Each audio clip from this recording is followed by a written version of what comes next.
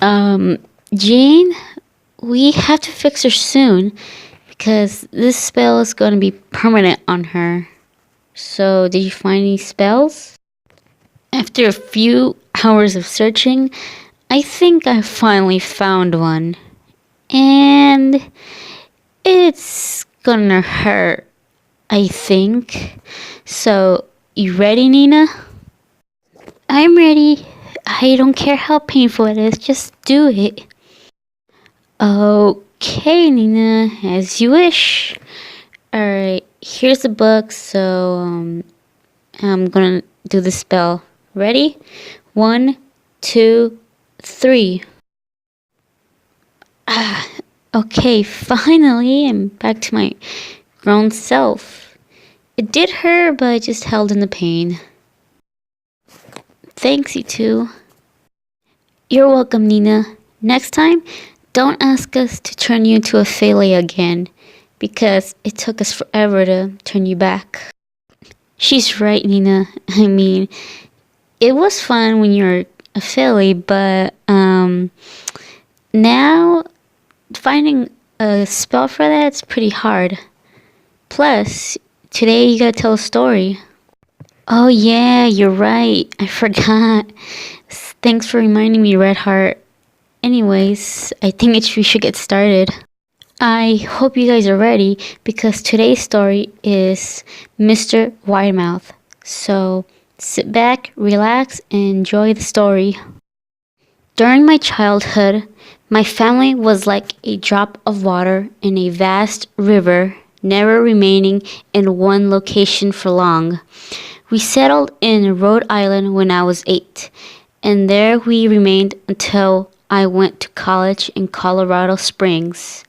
Most of my memories are rooted in Rhode Island, but there are fragments in the attic of my brain which belong to the various homes we had lived in when I was much younger. Most of these memories are unclear and pointless. Chasing after another boy in the backyard of a house in North Carolina, trying to build a raft to float on the creek behind the apartment we rented in Pennsylvania, and so on. But there is one set of memories which remains as clear as glass, as though they were just made yesterday.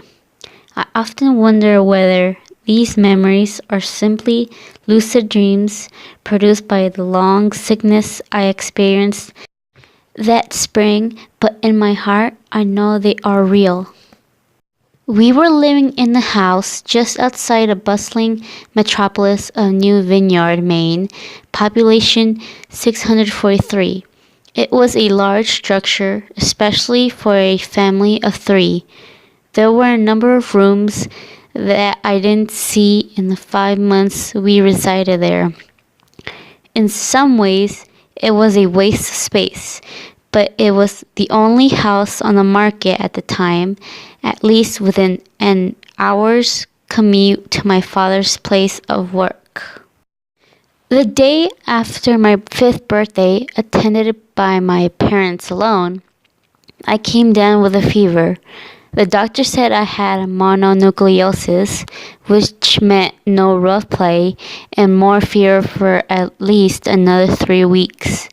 It was horrible timing to be bedridden. We were in the process of packing our things to move to Pennsylvania, and most of my things were already packed away in boxes, leaving my room barren. My mother brought me ginger ale and books several times a day, and these served the function of being my primary form of entertainment for the next few weeks. Boredom always loomed just around the corner, waiting to rear its ugly head and compound my misery. I don't exactly recall how I met Mr. Widemouth. I think it was about a week after I was diagnosed with mono. My first memory of the small creature was asking him if he had a name. He told me to call him Mr. Widemouth because his mouth was large. In fact, Everything about him was large in comparison to his body. His head, his eyes, his crooked ears, but his mouth was by far the largest. "You look kind of like a Furby," I said as he flipped through one of my books. Mr. Widemouth stopped and gave me a puzzled look. "Furby? What's a Furby?" he asked. I shrugged. "You know, the toy. The little robot with the big ears. You can pet and feed them almost like a real pet." "Oh," Mr. Widemouth resumed his activity. "You don't need one of those. They aren't the same as having a real friend." I remember Mr. Widemouth disappearing every time my mother stopped by to check in on me. "I lay under your bed," he later explained. "I don't want your parents to see me because I'm afraid they won't let us play anymore." We didn't do much during those first few days. Mr. Widemouth just looked at my books, fascinated by the stories and pictures it contained. The third or fourth morning after I met him, he greeted me with a large smile on his face. "I have a new game we can play," he said.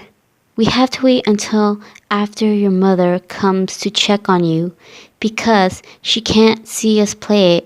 It's a secret game." After my mother delivered more books and soda at the usual time, Mr. Widemouth slipped out from under the bed and tugged my hand. "We had to go to the room at the end of this hallway," he said.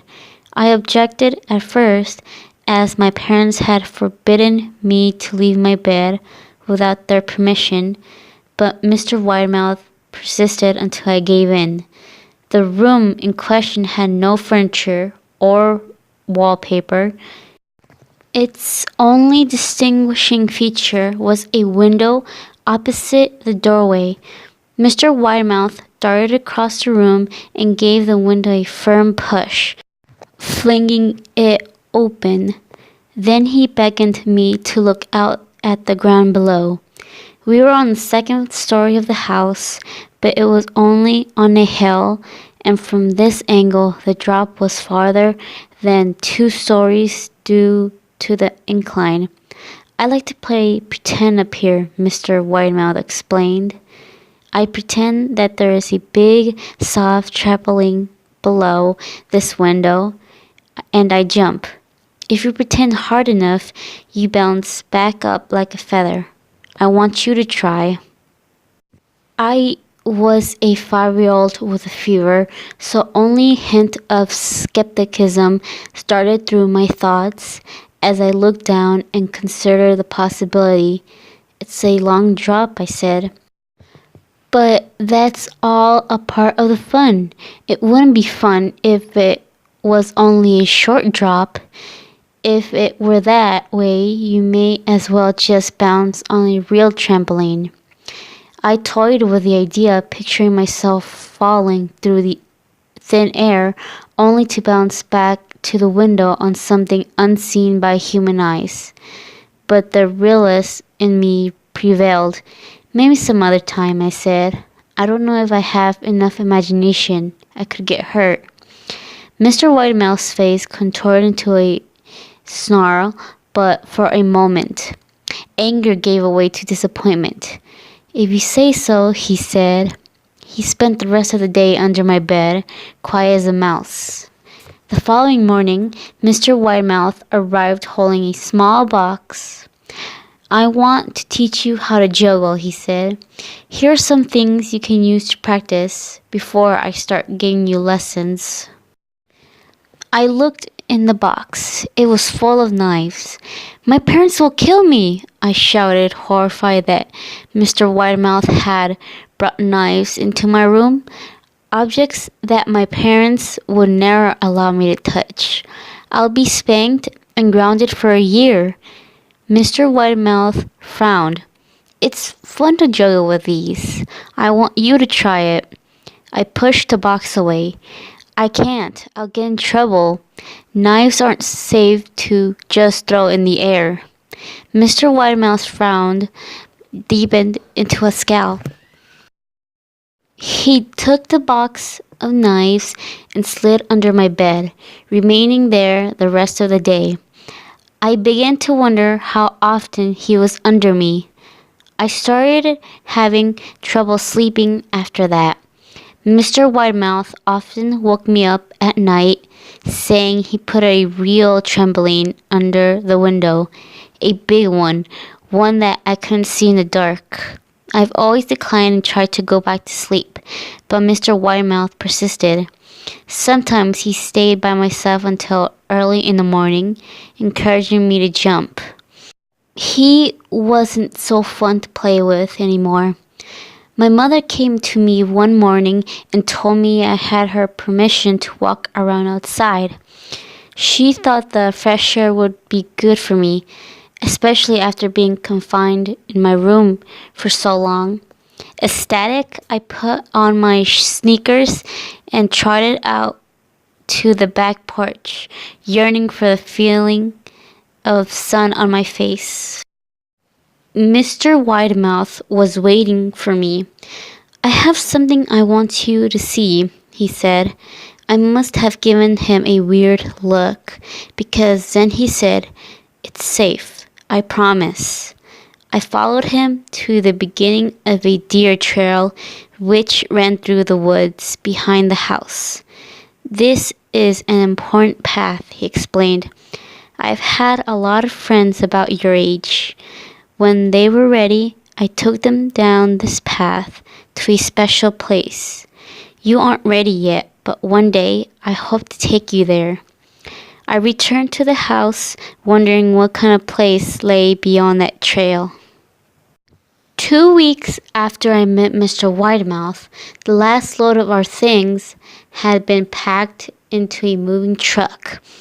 I would be in the cab of that truck, sitting next to my father for the long drive to Pennsylvania.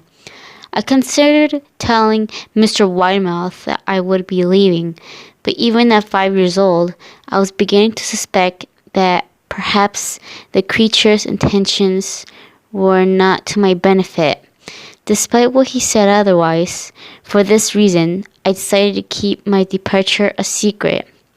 My father and I were in the truck at 4 a.m. He was hoping to make it to Pennsylvania by lunchtime tomorrow, with the help of an endless supply of coffee and a 6-pack of energy drinks.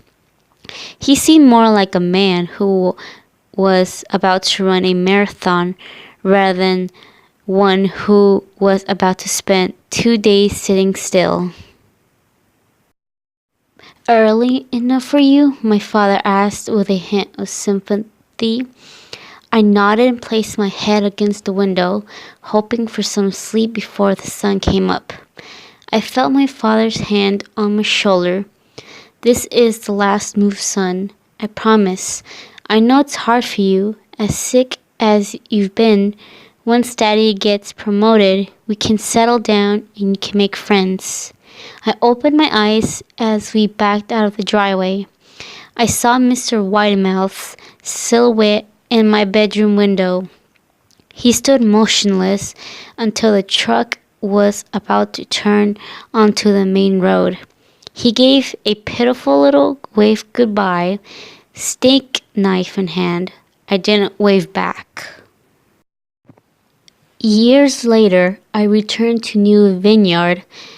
The piece of land our house stood upon was empty except for the foundation, as the house burned down a few years after my family left.